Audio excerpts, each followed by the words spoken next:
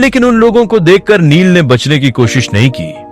आबनूस कुदाल को प्राप्त करने से निश्चित रूप से बहुत बड़ा हंगामा मच जाएगा, इसलिए वो ध्यान आकर्षित करने से बच नहीं सकता था। लेकिन उसे इस तरह से घिरा होना पसंद नहीं था। क्या मुझे इन लोगों को भगाने के लिए किसी बैंगनी रत्न भक्षक कीड़े को फुसलाना चाहिए? नील ने अपने दिल में ऐसा सोचा, लेकिन इस बारे में सोचने के बाद उसने इसे जाने देने का फैसला किया। अगर वे लोग एक अच्छा तमाशा देखना चाहते थे तो वो उन्हें जितना चाहे उतना देखने देगा। इसके बाद वो सुनहरे पत्ते पर कुछ कदम चलकर आबनूस कुदाल के पास पहुंच गया। फिर उसने एक गहरी सांस ली और अपनी आंखें बंद कर ली। आकाश हथियार शरीर प्राप्त करने के बाद नील को नहीं पता था कि वो कितनी शक्ति सहन कर सकता है, लेकिन अब जब उसने देवमूल सार को अवशोषित कर लिया था तो वो इसका परीक्षण करना चाहता था। जैसे ही नील ने अपनी आंखें बंद की, उसने सर्पशल्कों की शक्ति को सक्रिय करना शुरू कर दिया। 10 सर्पशल्क, 100 सर्पशल्क, 1000 सर्पशल्क। जब नील के पास पृथ्वी हथियार शरीर था तो उसका शरीर केवल 1000 सर्पशल्कों की शक्ति ही सहन कर सकता था। अगर वो इससे ज्यादा अवशोषित कर लेता तो उसका शरीर ढह सकता था। लेकिन इस बार नील ने सीधे 1000 सर्पशल्क सक्रिय कर दिए। इसके बाद उसने 2000 सर्पशल्क सक्रिय कर दिए। इस समय नील को महसूस हो रहा था कि धीरे धीरे उसके शरीर में एक भयानक शक्ति प्रवाहित हो रही है। वो किसी तरल पदार्थ की तरह था जो धीरे धीरे उसके अंगों और हड्डियों से होकर गुजर रहा था। उसका शरीर अभी और सर्पशल्कों की शक्ति को झेलने में सक्षम था। इसके बाद नील ने तुरंत 3000 सर्पशल्कों की शक्ति को सक्रिय कर दिया। मैं अभी और सहन कर सकता हूँ। इस समय नील को लगा कि उसके शरीर की हर कोशिका फैल रही है और उनमें भयानक शक्ति समाहित हो रही है। अगर वो शक्ति एक साथ बाहर आ जाए तो उससे कितना भयानक प्रभाव होगा। ये सोचकर नील ने फिर से गहरी सांस ली और 4000 सर्पशल्कों को सक्रिय कर दिया। Crack crack. अचानक नील की हड्डियों से कड़कड़ाने की आवाजें निकलने लगी। जब से नील ने अपने शरीर को हथियार के रूप में विकसित किया था, तब से उसकी हड्डियों से शायद ही कभी ऐसी आवाज निकली हो, क्योंकि उसके शरीर का हर हिस्सा हद से ज्यादा कठोर था। दरअसल इस समय उसके शरीर से ऐसी आवाज निकलने का कारण यह था कि उसके शरीर के जोड़ फैल रहे थे और उस शक्ति को सहन नहीं कर पा रहे थे। यही कारण था कि उसके शरीर से ऐसी आवाज निकल रही थी। भयानक शक्ति के कारण नील के शरीर की हर कोशिका फैल गई थी, जिस वजह से उसका शरीर भी पहले से बड़ा हो गया था। वो देखो, लगता है नील का कद बढ़ गया है। ऐसा लगता है कि उसका शरीर 2 गुना बढ़ गया है। उसने ये कैसे किया? मुझे लग रहा है कि उसका शरीर असीम शक्ति से भर गया है। नील के सिर के ऊपर के पत्तों पर कई योद्धा पत्तों के किनारे लेटे हुए थे और नील के शरीर में हो रहे बदलावों को देख रहे थे।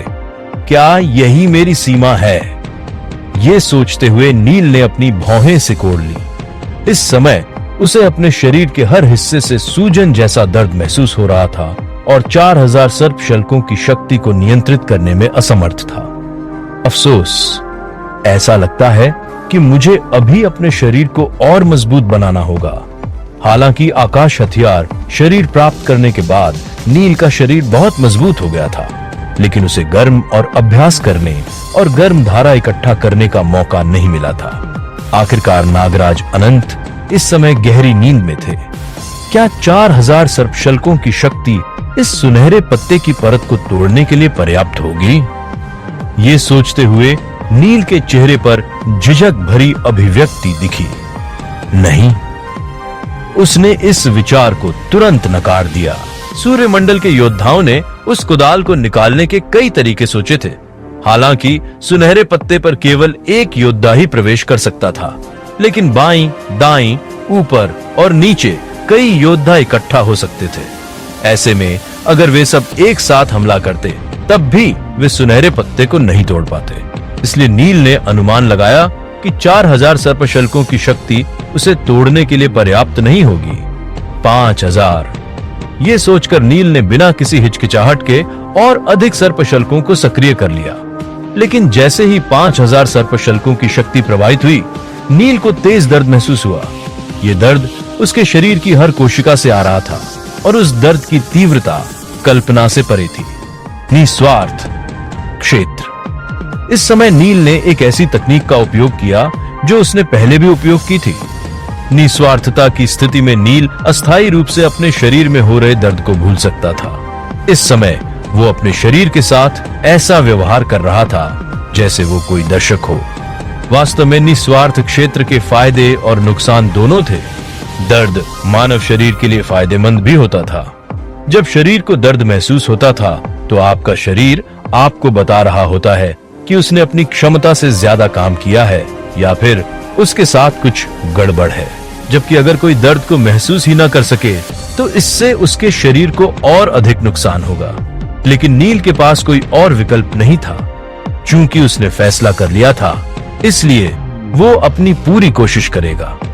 5000 सर्पशल्कों की शक्ति नील के शरीर में प्रवाहित होते ही उसके शरीर का हर अंग अपनी सीमा तक फैल गया, इसलिए हड्डियों के कड़कड़ाने की आवाज गायब हो गई। लेकिन अगले ही पल नील की छाती पर अचानक एक घाव दिखाई देने लगा। इसी के साथ कपड़े के फटने की आवाज सुनाई दी और अचानक नील की छाती से खून की एक धार निकल आई। नील का शरीर उस भयानक शक्ति को संभालने में असमर्थ था। अगले ही पल नील की पीठ, पैर और कंधों से भी खून की धार निकली और उसके कपड़े टुकड़े टुकड़े हो गए। अरे, ये नील घायल कैसे हो गया? क्या किसी ने उस पर हमला किया है? ये सच में अजीब है। आखिर इस व्यक्ति को हो क्या रहा है? मैंने ऐसी स्थिति पहले भी देखी है। जब कोई योद्धा हद से ज्यादा शक्ति से भर जाता है तो वो उसे सहन नहीं कर पाता, तब उनके साथ ऐसा ही होता है। लेकिन नील का शरीर तो बहुत मजबूत है, फिर उसके साथ ऐसा क्यों हो रहा है? इस समय नील की सांस फूलने लगी थी और उसकी अभिव्यक्ति बहुत गंभीर थी। उसका शरीर टूटने के कगार पर था। इसके बाद उसने बड़ी मुश्किल से एक कदम आगे बढ़ाया।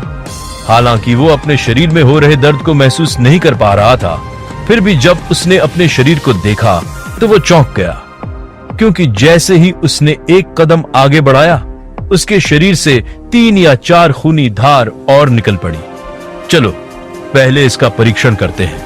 ये सोचते हुए नील ने अपने पैर खोले और अपनी मुट्ठियां भींच ली। इसी के साथ नील के शरीर की शक्ति उसकी बाहों में प्रवाहित होती रही, जिससे उसकी बाहों में नसें छोटे सांप की तरह उभरी हुई थी।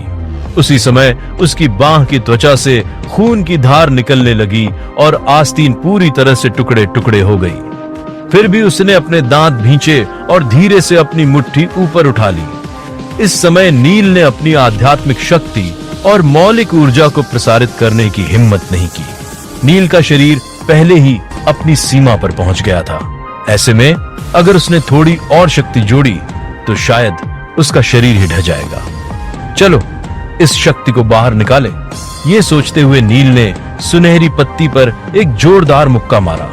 जैसे ही उसका मुक्का पत्ते के पास पहुंचा तो उसके शरीर की असीम शक्ति सुनहरे पत्ते की ओर प्रवाहित होने लगी। उसी समय नील का शरीर भी तेजी से सिकुड़ने लगा। अभी अभी उसके भौतिक शरीर का आकार दोगुना हो गया था और जब उसने अपनी शक्ति बाहर निकाल दी तो उसका आकार भी छोटा हो गया था। डांग। इसी के साथ एक गहरी और भारी आवाज गूंज उठी। उस आवाज के सुनाई देने के बाद वो सुनहरी पत्ती अचानक नीचे जाने लगी और पूरे 5 गज नीचे चली गई। लेकिन उसमें अभी भी टूटने का कोई लक्षण नहीं दिखा। 5 गज तक नीचे जाने के बाद वो सुनहरी पत्ती धनुष की डोरी की तरफ वापस उछल गई। उस उछाल के साथ नील भी हवा में उछल गया।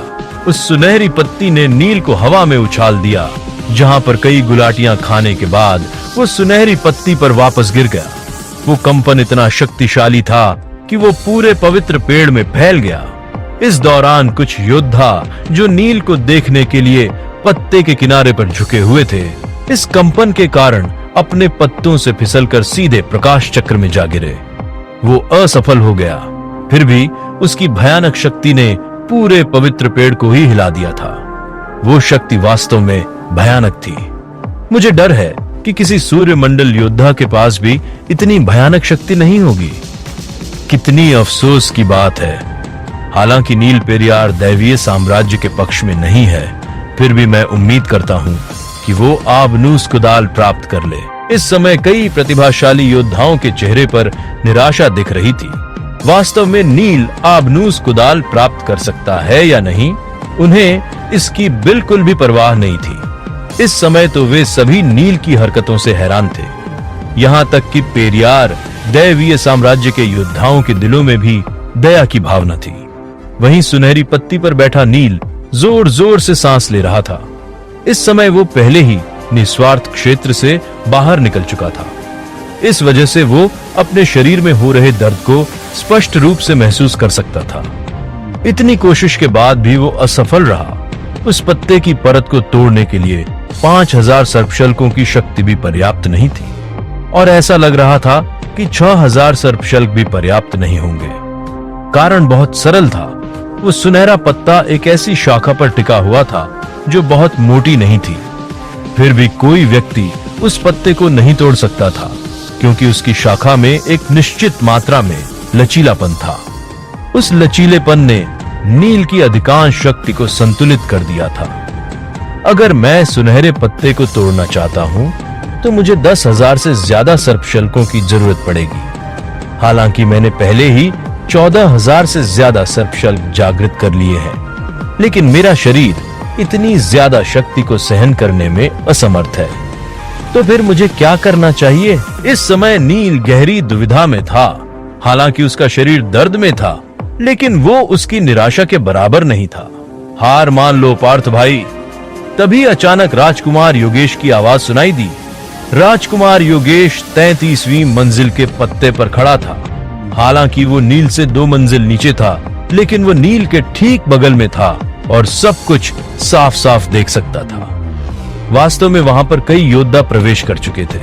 उदाहरण के लिए युवराज शाश्वत और राजकुमारी श्रुतिका भी प्रवेश कर चुके थे, लेकिन राजकुमारी श्रुतिका नील से थोड़ी दूर थी। इस समय वो 36वीं मंजिल के पत्ते पर चुपचाप बैठी थी और वो दया के भाव के साथ नील की हर हरकत को देख रही थी। राजकुमार योगेश की आवाज सुनकर नील धीरे धीरे पत्ते पर खड़ा हो गया। तभी राजकुमार योगेश ने आगे कहा, मैं आपको और जीवन पत्थर पाने में मदद करूंगा। हालांकि अधिकांश जीवन पत्थर उपयोग हो जाते हैं, फिर भी दैवीय साम्राज्य में अब भी कुछ पत्थर मौजूद होंगे। हम उन्हें इकट्ठा करने की कोशिश कर सकते हैं। जैसे ही राजकुमार योगेश ने बोलना समाप्त किया, तभी राजकुमारी श्रुतिका की आवाज भी सुनाई दी। लेकिन क्योंकि वो थोड़ी दूर थी, इसलिए उसने आध्यात्मिक संदेश का उपयोग करते हुए कहा, पार्थ, आप कितने जीवन पत्थरों को पाने का लक्ष्य बना रहे हैं? मुझे लगता है कि अगर हम सब मिलकर काम करें तो हम वो लक्ष्य पूरा कर सकते हैं। पार्थ भाई, मैंने 10 और जीवन पत्थर इकट्ठा किए हैं। दीपिका सबसे आखिर में अंदर आई थी और 32वीं मंजिल के पत्ते पर बैठकर नील को देख रही थी। उन लोगों की बातें सुनकर नील का दिल गर्मजोशी से भर गया। तो क्या होगा आगे? और क्या उन अभी की बातों को मानकर नील आबनूस कुदाल को प्राप्त करने की जिद छोड़ देगा, या फिर अब भी कोई ऐसा तरीका है जिसकी मदद से उसे प्राप्त किया जा सकता है?